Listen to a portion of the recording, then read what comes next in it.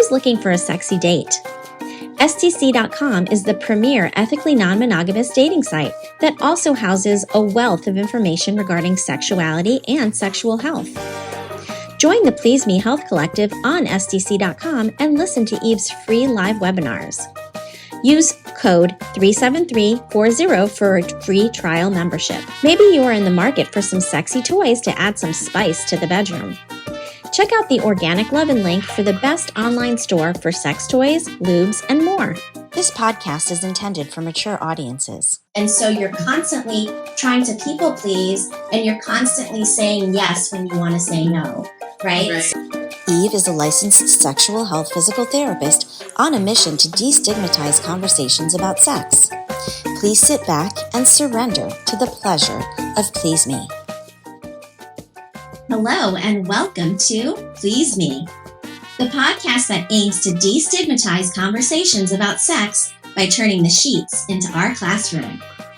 Today, I have the amazing honor to welcome Barb Nangle to the podcast. She is a boundaries coach, and she has gone through 12-step recovery, and she started, believe it or not, at the age of 52 when she hit her codependent bottom. And that is when she started her recovery journey. And she is the host of a podcast called Fragmented to Whole: Life Lessons from 12-Step Recovery. And with that, I want to welcome Barb to the show today. Hi, Barb. How are you today? Hi, Eve. I'm great. I'm really happy to be here and to have this fantastic conversation with you. Thank you so much for inviting me. Of course. I'm so thrilled that we connected on Instagram, and here you are, and so thanks for sticking through all of the communication back and forth. And I am so excited to hear your story. Why don't we start there? As you said, I was 52 when I hit a codependent bottom. And so what that meant for me, first of all, I didn't know what the word codependent meant. Even though I had read 17 gajillion self-help books, I had been in therapy for 37 years, not quite continuously, but almost. And I'd done every self-help group and retreat, everything you can imagine. But what happened was that I had befriended a homeless guy named Dan through my church. And after knowing him a couple months, when there was a snowstorm one night, I invited him to stay at my house. I now know that is not normal behavior. And he did. And then he stayed another time and another time. Within a few weeks, he was practically living with me. And not long after that, I felt like I was trapped in my own home. He was an addict, an alcoholic, and probably also a narcissist. This guy fucked with my head in a way that I had never experienced before. So one day, I was in therapy talking about him, and in mid-sentence, I stopped and I went, "Oh my God, do you think I need to go to Al-Anon?" And my therapist was like, "Yes." And so for those who don't know what Al-Anon is, it's a 12-step recovery program for the loved ones of alcoholics. And you may be wondering, why do they need a 12-step recovery program? And that's because the things that we do sort of naturally that we think are going to help our loved one to stop drinking or get into rehab or whatever typically backfire. And then we end up being completely focused on them and ignoring ourselves. And then our lives suck too. So I knew about Al-Anon. I went home. I don't know what I put into Google, but I came up with the word codependent. And I was like, what? So I started in Codependence Anonymous, very quickly felt a sense of relief. And also very quickly, I remember thinking, and I think I said to somebody too, I think they need to be reparented. But I didn't know that was a thing. I thought I made it up. And then a few weeks into my Codependence Anonymous recovery, I went to go visit a friend a few hours away. And she had been in Alcoholics Anonymous for years and just raved about how drastically her life had improved because of it. So I told her about Coda. And she was like, "Oh, that's great. Let's see if we can find a meeting here and we'll go together." And she couldn't, but she found a meeting for ACA, which I knew of as ACOA, Adult Children of Alcoholics. They're the same program, but it's actually now called Adult Children of Alcoholics and Dysfunctional Families. And I never heard the and dysfunctional families part, so it never occurred to me that I qualified. And I was like, "I'll go for you," because her dad's an alcoholic. And we walk in, and they say, we reparent ourselves. I was like, what? Wow. And then they read the 14 traits of an adult child, which is affectionately called the laundry list. And I was like, oh my God. And now my friend tells me that I sobbed the whole meeting. I don't remember that. But I bought the literature. I came home to New Haven, Connecticut, started going to an ACA meeting. Very soon after that, I got into a group with some other women and did the 12 steps. And also another meeting started for just for women in New Haven. I started going to that. And I really was astonished at how dysfunctional I was and how dysfunctional my family was that I never really understood. And I started to be able to deeply and profoundly change some long-standing patterns of my life, most of which I didn't even know. The one thing I did know, Eve, was that I had a string, or let's call it a rope, of dysfunctional relationships behind me. And the only part on my part that I could own on that was I knew I'm the common denominator, but I didn't really know what that meant. So I started seeing and feeling really drastic changes because of ACA, not so much in CODA. So I let go of CODA. And then that turned out to be something like higher powered for me, because it turns out that I'm a compulsive overeater. And one of the women I was doing the steps with in ACA kind of was trying to get me into that program. So I'm also on Overeaters Anonymous. I am now down over 100 pounds from my top weight. In fact, tomorrow is my 9-year ACA anniversary, and Saturday is my 8-year, it's called abstinence anniversary in Overeaters Anonymous. So that's similar to being sober for an alcoholic. Right. And actually, it was both of those programs that really taught me how to build healthy boundaries, which is ultimately through a whole series of serendipitous events, I eventually became a boundaries coach. And the reason I chose boundaries as my coaching niche is that as a codependent, boundaries are sort of the antidote to that. And boundaries permeate every single area of our lives. And they had a massive impact on my life. At the time, I was still working full time at Yale University and had been there working for my same boss with whom I had a very long, years and years long codependent relationship. And when I saw the effects of just me building healthy boundaries on my relationship with my boss, my smaller team, and my larger project, and the ripple effect it had, it was astonishing. And so I knew, there's something here that I really want to help, especially other women. And I would say especially, not that younger women don't need it, of course they do, but women who are clear, like I can't continue this. So women in 40s, 50s, 60s, I've actually had a couple clients in their 70s even. And it's just really changed everything. And one of the most amazing benefits is that I am now for the first time in a healthy relationship. So I've been with my sweetheart for 5.5 years. And one of the things that attracted me to him the most was that he had really healthy boundaries. And I have always really loved sex, but it's so much more enjoyable now. And I think a lot of it has to do with my healthy boundaries, because I know who I am. I feel whole in a way that I didn't before. So you mentioned earlier, my podcast is called Fragmented to Whole. And I named it that because I had this notion before recovery that I was a bunch of fragmented pieces sort of floating around in space. And the process of recovery, especially the part about building healthy boundaries, helped me integrate those fragmented pieces into one coherent whole. And I got rid of those fragments that weren't authentically me. And when you get into an intimate relationship with somebody and you feel whole, you're not seeking something that they can't give you because you need it internally.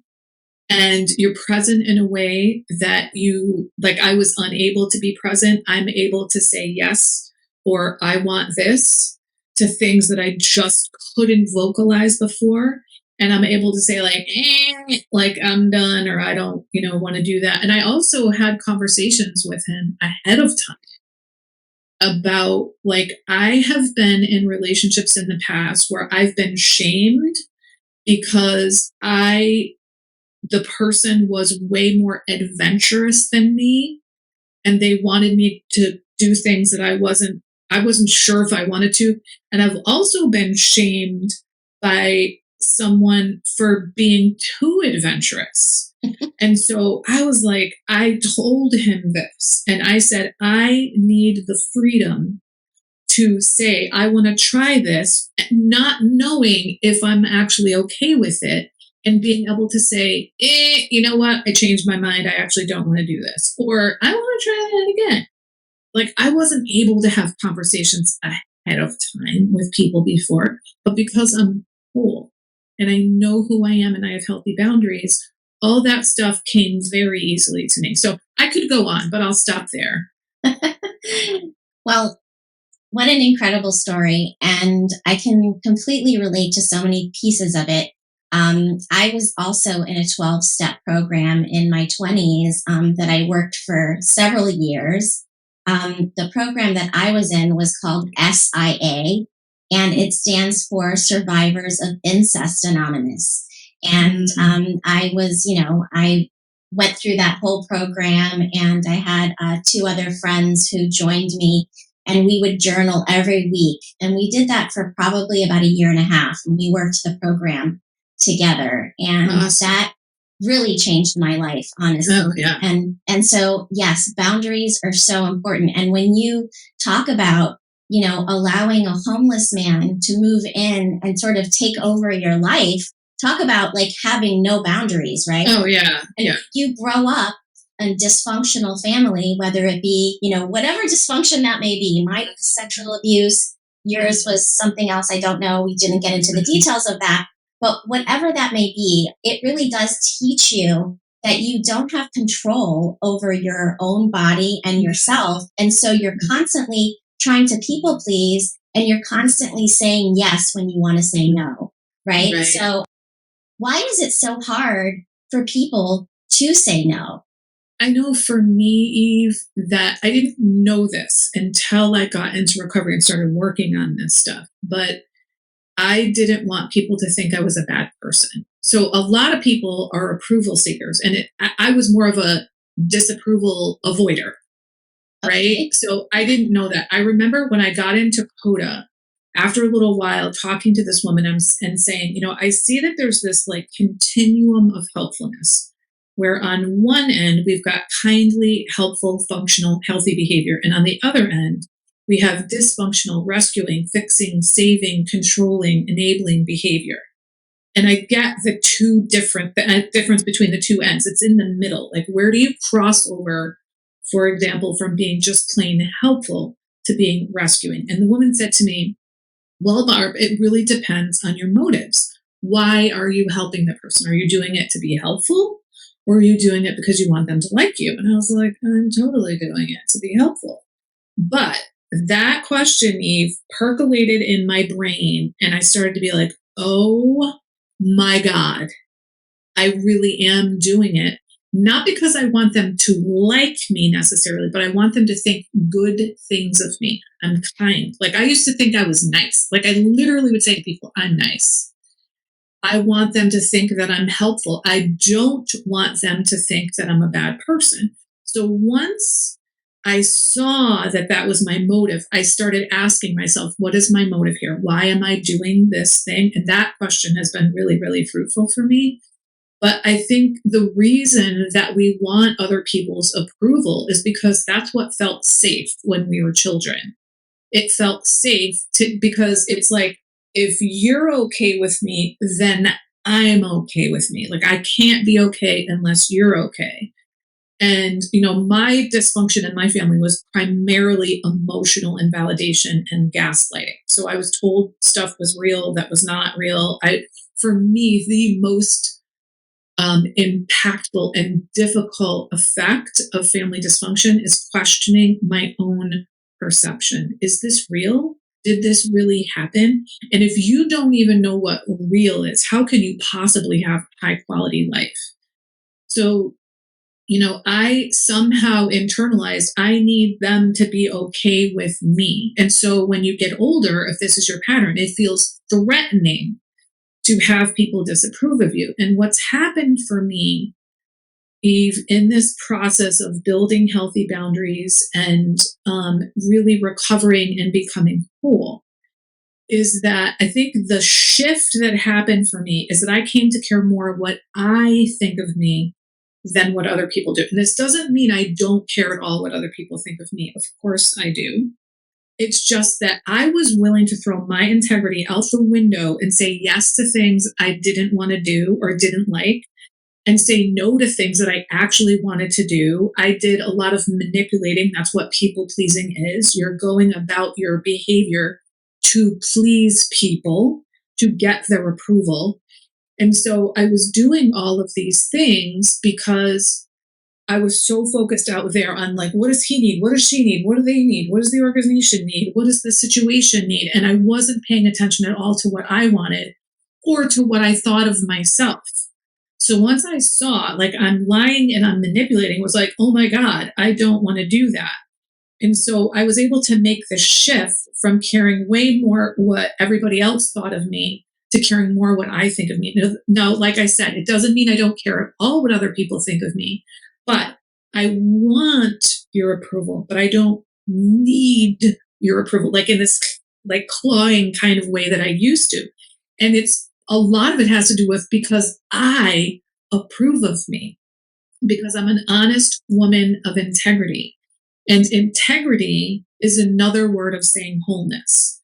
So in the physical world, a bridge that has integrity is a bridge that has a solid foundation and has no cracks in it. A person who has integrity has no cracks in their foundation. They do what they say they're going to do and that sort of thing. So I hope that I've answered your question about why it's so difficult, but it's complicated as to why people don't feel comfortable saying no. Absolutely. And, for me and my experience, when you've been abused at a very young age sexually, you lose the power of your body. You no longer have a boundary around your body because someone took that from you. Right, and right. So they violated it. Yeah. Exactly. Someone took that from you, and then you don't know how to really get that back. And so you are vulnerable to other people doing the same thing. And that is exactly what happened to me. By age 10, there were 5 people that had sexually abused me. And, and so, when you learn that as a child, you really don't have any boundaries. And then you have to relearn those boundaries. And so I know a lot of people can, relate to that because, unfortunately, the statistics are that 35% of girls or women and 25% of boys have been sexually abused. And for those people out there listening, the 12-step programs are an incredible place to start. Oh, yeah. And, coaching is also another really great way to get help. So I want to just jump into the definition of codependence. Let's get into that a little bit because I think that's really important too. The global definition, I think, is people who are codependent are focused on that which is outside themselves.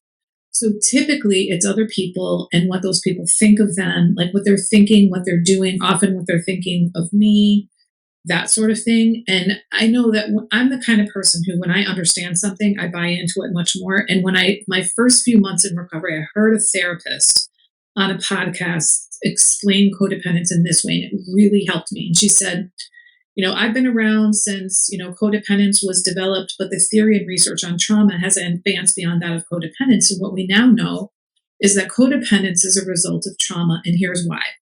Because when you're traumatized, you go into fight or flight mode, which means you're in what I call lizard brain.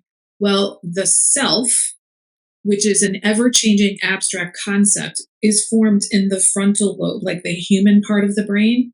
So when you're in fight or flight mode, that part of your brain gets cut off because you're not supposed to think, you're supposed to fight or flee. And so you can't get to self when you're traumatized. And that's how codependence develops. And as soon as I heard that, I was like, oh, it felt like this chunk of understanding fell into place and I got it. And so for me, a huge one of my, like the number one tool of my recovery is pausing and breathing so that I can settle myself down and get out of fight or flight mode and tell myself I am safe. Like, not, I don't tell the words I'm safe. I show my body that I'm safe by being able to breathe properly. And that means I can now access my frontal lobe and I can think clearly. So if anybody's ever been like super angry and you can't think, that's why. Or if you're like really freaked out about something and you can't think, that's why, because you're not meant to, because the volume of energy required for thinking is enormous and your body can't expend that. So it shuts that down and is like, we're going to fight or flee. The problem is that in the modern world, we have the same reactions to things in the present day that are not threatening, but they're mindful of things in the past that were threatening. And we react as if we're being attacked by a saber-toothed tiger, right?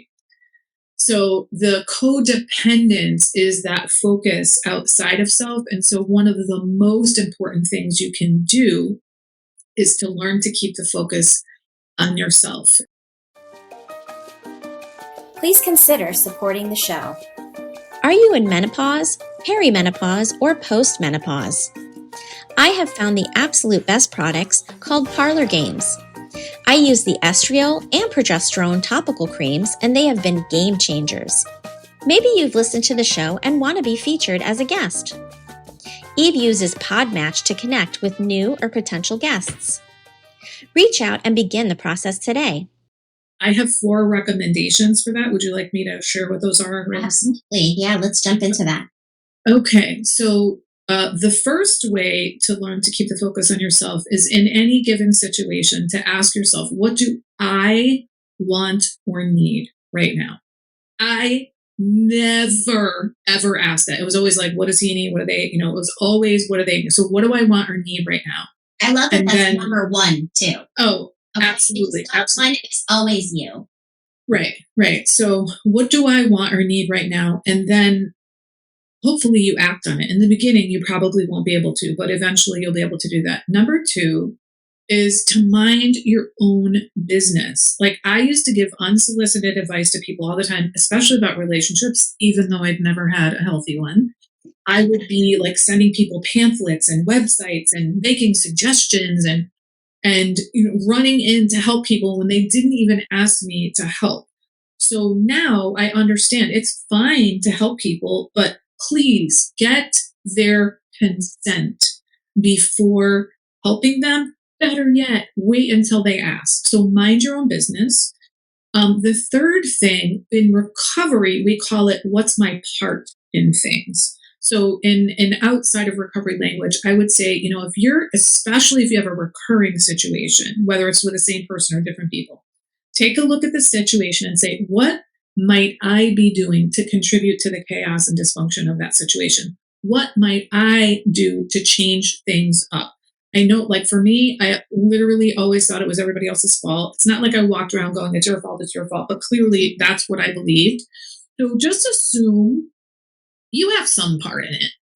And if that were true, what might it be? And this is not about beating yourself up. This is about empowering you to make changes. So like, as you said at the beginning, Eve, we don't understand that we actually have control over our lives. When people, like when my clients find out that they can have way more control over their lives than they ever thought, they're astonished. And that was the same with me. And then the fourth way that I recommend for keeping the focus on yourself is to take really good care of yourself. Codependents typically neglect the shit out of themselves. They run themselves ragged. They bleed themselves dry. Like for me, every money problem I ever had in my life had to do with my codependence because I was trying to buy people's affection. I was managing my image. I was rescuing and fixing other people. But take care of yourself. For me, much of that has to do with my physical body because I abused the shit out of myself with drugs, alcohol, food, cigarettes, toxic situations, risky situations, toxic relationships, all kinds of things like that. So a lot of that has to do with my physical care, but really the bulk of it has to do with my spiritual care. Like I make lots of conscious contact with my higher power to remind myself constantly, I am part of something greater than myself. And the stuff that I'm seeing in the 3D world is not just it. There's a lot more going on. And I want to be in alignment with my spiritual life because I'm a spiritual being having a human experience, not a human being having a spiritual experience. But I also do take really good care of my body. I meditate at least twice a day. I mean, that's also a spiritual thing. I pray on a regular basis. I do yoga. My nervous system regulation is of the utmost priority for me. Whereas I just didn't even know that that was an option before. I didn't understand that I was in this fight or flight mode my entire life because I had always been in that mode. And now I'm not. So those are 4 ways that I recommend to keep the focus on yourself. I love that. And I love the mind your own business, but because, I can't even tell you how much unsolicited advice I get from friends, family, all the time. And, it's interesting because when you want to talk to somebody about an issue that you're having, sometimes you just want an ear. You don't want them to try and solve your whole life, right? Mm-hmm. And so you end up having to pick and choose what you tell people based on their reactions, And so I notice for myself that I try to avoid having those deeper conversations or conversations where I'm trying to work on something about myself with those people that are constantly not minding their own business and constantly trying to fix the problem when I didn't ask them to fix the problem. So I like to say if the person wants your advice or not, because a lot of times all they really want is someone to listen, Learning how to build healthy boundaries means on the other side of that to say, I want to share something with you, but it's just because I'm venting or it's just because I need to process. I really don't want any feedback. Can you do that for me? So you can be proactive about getting your needs met and saying, I'm really not looking for feedback. And, for some people, they might say, sure, let's hear it. And for other people, they might say, you know what? That's not comfortable for me because I'm going to want to say what I want to say. And if you're not going to want to listen to what I have to say, then that's not comfortable for me. And so those are setting boundaries on both sides, right? And if you say no, that's okay. You got your answer. Yeah, exactly. Exactly. So I would love for you to talk to me about the most important mindset shift that really helped you to move through this recovery for yourself.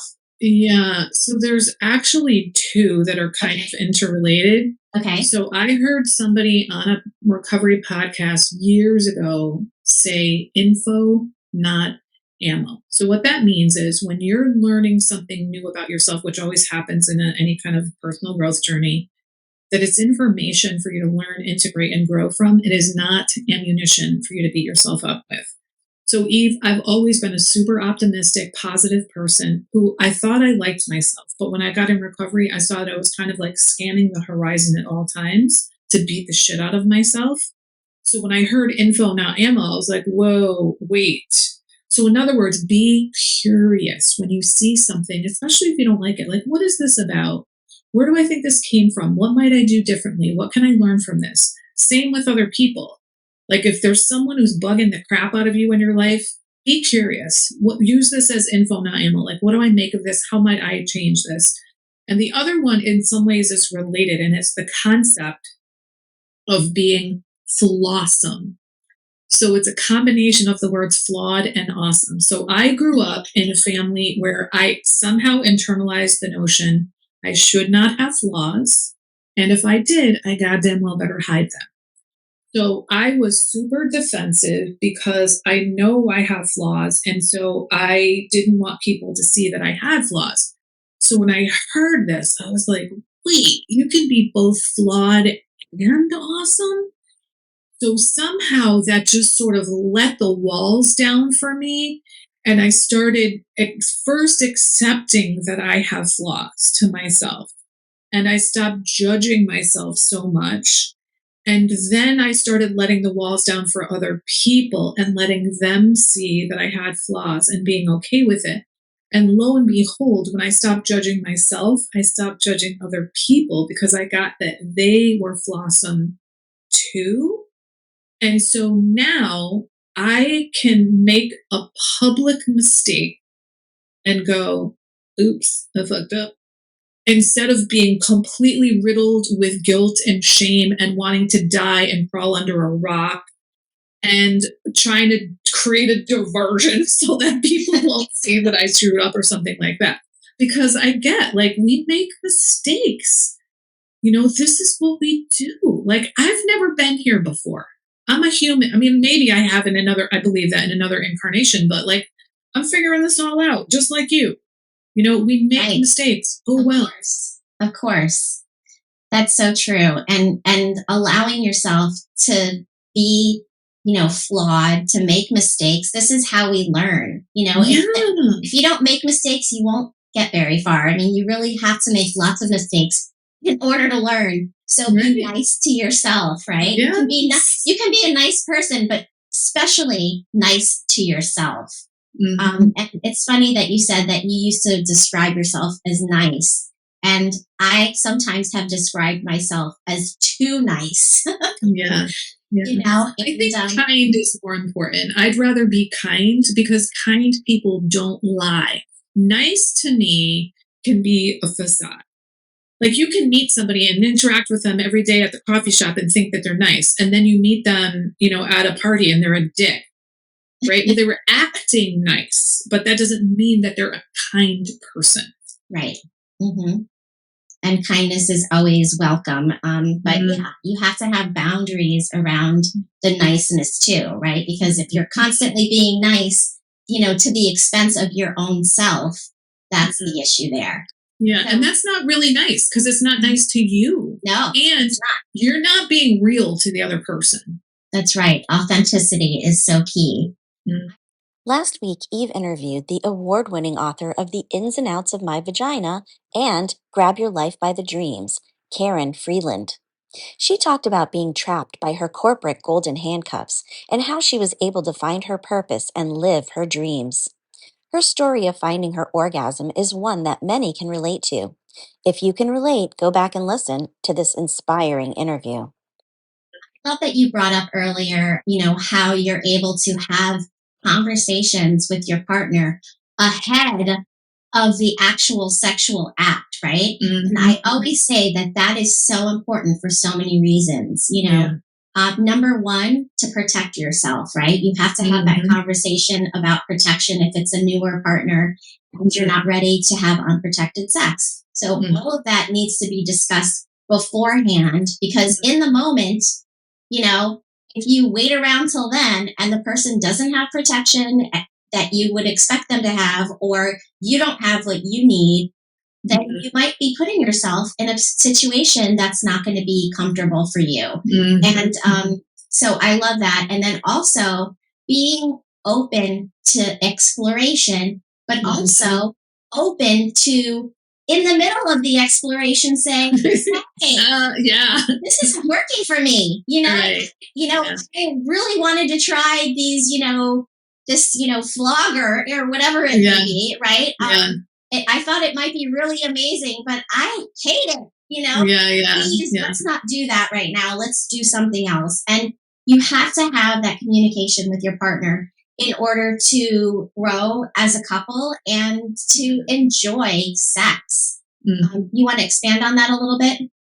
The first thing that just popped in my mind when you said that is lingerie. So, yes, I am down over 150 pounds from my top weight, but I'm comfortable in my own skin. That has nothing to do with weight. It has to do with this wholeness piece that I'm talking about. And even though, like, I didn't grow up heavy, I was thin until my early 20s, and then I was thin off and on. And I wanted to wear lingerie in the past, and I just could not do it. And now I fucking love it. And it's so hot. Yes. And, another thing that actually, what that's really about is that I've allowed myself to admit I love attention. I fucking love attention. And like, I am a public speaker. I love a captive audience. I just do. And I know that like public speaking is one of the greatest fears that people have. Not me. Give me the microphone. Like, I love that. And my sweetheart, I can be like, hey, pay attention to me. You know, like I can literally say that to him. Like, but most of the time I don't have to because, you know, we're in sync. We've been together for 5.5 years. And I have been able to ask for things that I want. I have been able to, like, without using words, like just moved his hand to a certain area or been like, I need you to grab my hips right now.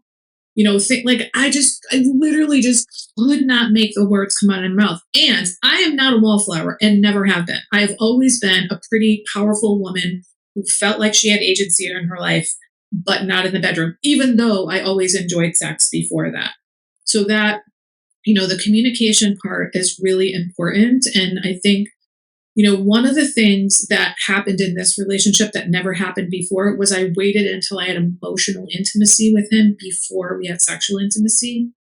And when we were together for about 3-ish months when he brought up in a very fun and playful way having sex with me. And I said, listen, I want you. So this has nothing to do with me not wanting you, but I'm not ready. I don't even know what that means because those words have never come out of my mouth before, but I'm not ready. But I'll tell you a couple things I know I will need to be ready. 1, we need to be exclusive. And 2, we need to have STI testing. And he was like, done. And then a friend of mine from recovery said, you know, if you're going to wait, Barb, you might as well like make a plan and go away and make it really special. And I'm so glad she told me that because we picked a date, which was January 15th, 2019. And he was like, I'll find an Airbnb. And he did all the work. And then he goes, I'm going to rent an SUV. That way, if it's snowing, we can go. And I was like, oh, I love that attitude. Like he's eager. This shit's happening. But what he said to me was, I'm going to rent a nothing, rain, snow, sleet, nothing is going to stop this going through. Yeah. Right. So he actually said, I'm going to rent a monster truck. And so I go, a monster truck? He goes, okay, well, it's an SUV. So we rented this place. It was an Airbnb. It was called the Writers Cottage. So we were like counting down, 15 more days, 10 more days until we get to have sex. So we anticipated it. And then, of course, we made it into this big deal. And then we have all these memories. So by waiting and planning and going away, we made it this huge deal. And it was fantastic. We loved it. We had such a great time. We still talk about it to this day, about like how much fun that was. And it was the first time we ever went away together and we realized we travel really well together and all this stuff. So it was just, but I couldn't do any of that because I needed to, like, I tried to hotwire intimacy by having sex.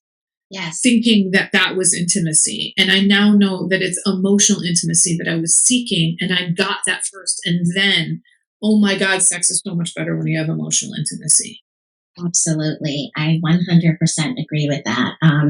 You know, when you care about the other person, you are going to enjoy the experience so much more. That's not to say that hookup sex can't be amazing too sometimes. But, you know, when you're building a relationship, I think that is a beautiful story because you really built the anticipation, you know. Love that you brought up lingerie, and I did a whole episode about this in season 1 on lingerie. Lingerie is just such an amazing way to make yourself feel sexy. You know, oh hell yeah! You put it on, you're just like I'm a badass, right? Yes.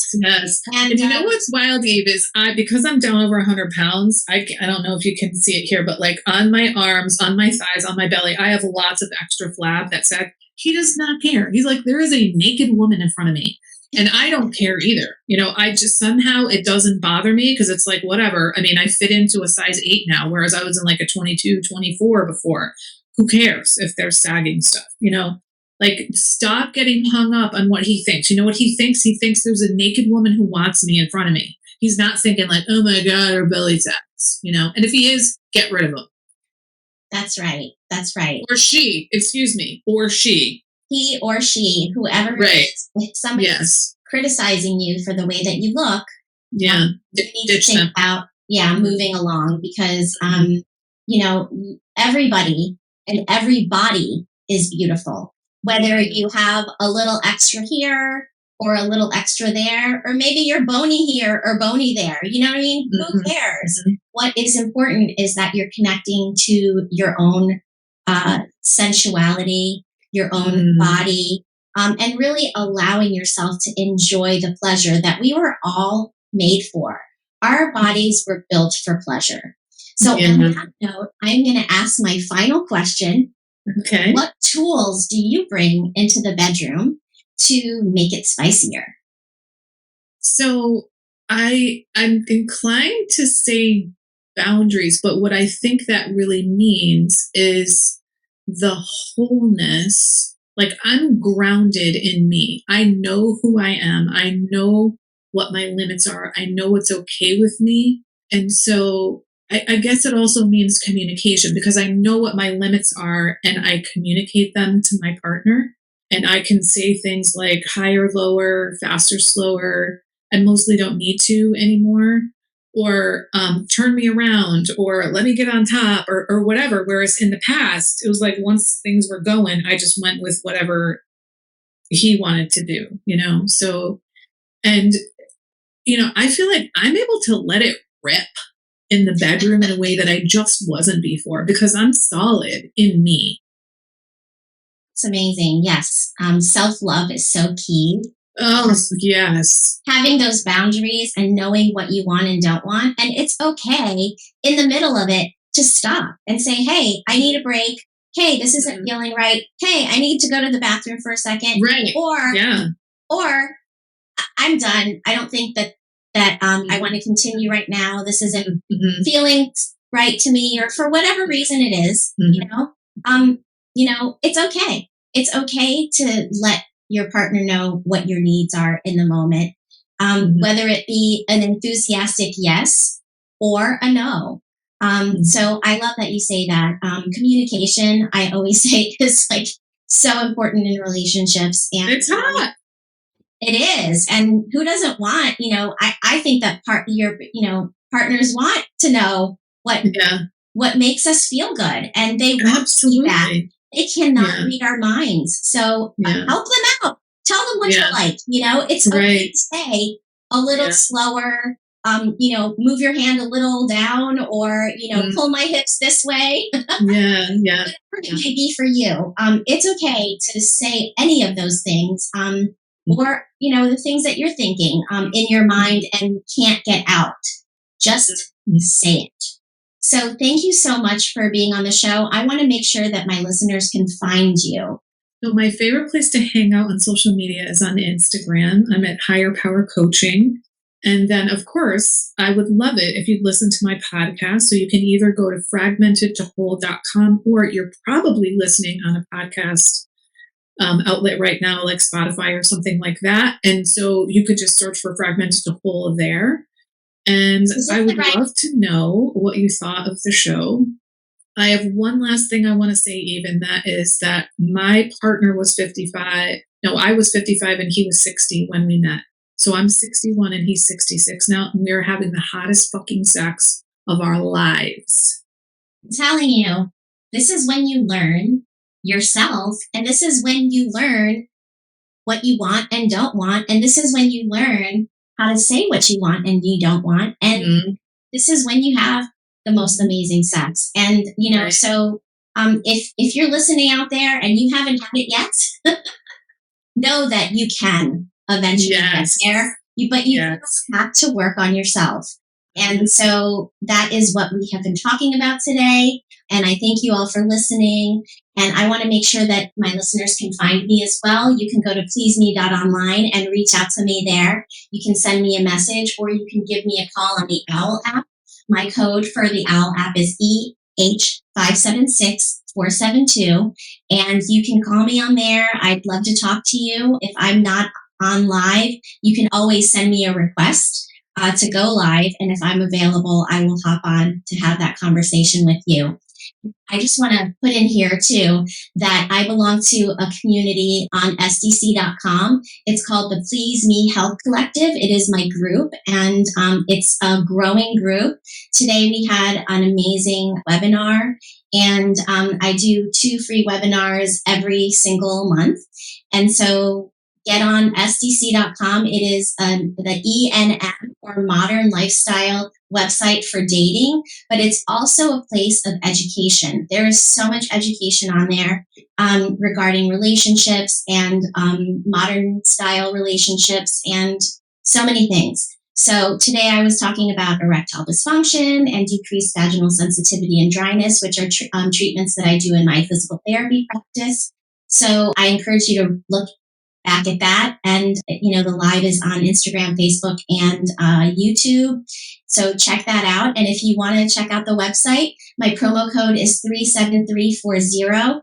And you can get a free trial membership and check me out there. So don't forget to, if you do go on there, send me a message and say hello. With that, I'm going to say goodbye. Thank you so much for being on the show today, Barb. I really appreciate you being here today. Oh, thank you. This was great. I loved it. Me too. Until next time. All righty. Bye. Bye-bye. Visit pleaseme.online to reach Eve or for more information on products to increase blood flow and overall health, for her curated list of her favorite toys, and for swag that shows that you are a big fan. Please consider supporting the show. Looking for the best live streaming or podcast recording site? Look no further than StreamYard. Get $10 off your first purchase. For podcast hosting, Buzzsprout is the absolute best option out there. Get $20 off your first purchase. Have any questions? Feel free to call me on the OWL app. Use code EH576472 for $10 free to use on the best networking app around. Give me a call. If you're experiencing sexual issues and need a physical therapy consultation or appointment, reach out to Eve and make an appointment on pleaseme.online.